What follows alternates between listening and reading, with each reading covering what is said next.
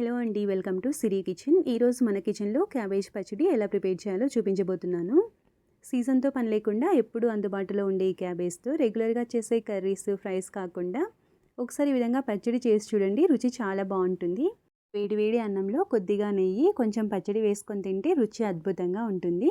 So ఇంకా late చేయకుండా simple and tasty cabbage పచ్చడి రెసిపీ ప్రాసెస్ ఏంటో వీడియోలోకి వెళ్ళి చూద్దాము.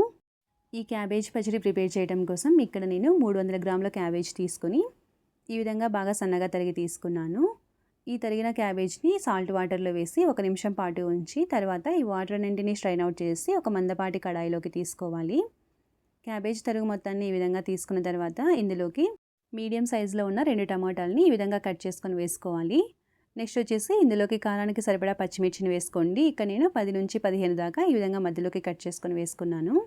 తర్వాత ఇందులోకి 2 టేబుల్ స్పూన్ల ఆయిల్ వేసి మీడియం ఫ్లేమ్లో ఒక 5 నిమిషాల పాటు కలుపుకుంటూ ఫ్రై చేసుకోవాలి. ఇలా ఒక 5 నిమిషాల పాటు మీడియం ఫ్లేమ్లో ఫ్రై చేసుకోవటం వలన త్వరగా ఫ్రై అవుతాయి. తర్వాత ఫ్లేమ్ని లో ఫ్లేమ్కి అడ్జస్ట్ చేసుకొని ఇందులోకి ఒక పావు టీ స్పూన్ పసుపు వేసుకోండి. పసుపు అంతా బాగా కలిసేటట్టు ఒకసారి అంతా బాగా కలిపిన తర్వాత మూత పెట్టి మధ్యలో కలుపుకుంటూ ఫ్రై చేసుకోవాలి. ఈ ముక్కలన్నీ బాగా సాఫ్ట్గా అయ్యేంత వరకు ఫ్రై చేసుకుంటే సరిపోతుంది. కొంతమంది క్యాబేజ్ తినడానికి ఇష్టపడరు కదా, అలాంటి వారి కోసం ఈ విధంగా ఒకసారి పచ్చడి చేసి పెట్టండి. చాలా ఇష్టంగా తింటారు. మనం చెప్తే కానీ తెలియదు అది క్యాబేజ్తో చేసామని, అంత టేస్టీగా ఉంటుంది. ఇక్కడ చూపిస్తున్న విధంగా క్యాబేజీ మొత్తం పూర్తిగా ఫ్రై అయిన తర్వాత ఇందులోకి చిన్న సైజు ఉసిరికాయంత చింతపండుని ఒకసారి వాటర్ తోటి క్లీన్ చేసుకొని ఇందులోకి వేసిన తర్వాత ఒకసారి అంతా బాగా కలిపేసేసి స్టవ్ ఆఫ్ చేసుకొని పూర్తిగా చల్లారనివ్వాలి. ఇది కంప్లీట్గా చల్లారిన తర్వాత ఒక మిక్సర్ జార్ తీసుకొని ఇందులోకి 1 టీ స్పూన్ జీలకర్ర, 5-6 వెల్లుల్లి రెబ్బలు, అలాగే కొద్దిగా కరివేపాకు, రుచికి సరిపడా సాల్ట్ వేసుకోండి. తర్వాత పూర్తిగా చల్లారిన క్యాబేజీ మిశ్రమం వేసేసుకొని కొద్దిగా కోర్స్గా బ్లెండ్ చేసుకొని తీసుకోవాలి. ఇక్కడ చూపిస్తున్నాను చూడండి. ఈ విధంగా గ్రైండ్ చేసుకున్న తర్వాత ఒక బౌల్లోకి తీసేసుకొని ఈ పచ్చడికి తాలింపు పెట్టుకోవాలి.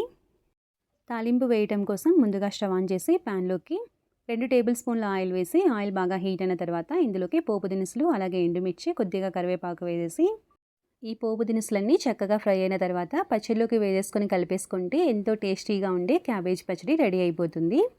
ఈ క్యాబేజ్ వలన చాలా ఆరోగ్య ప్రయోజనాలు ఉన్నాయండి.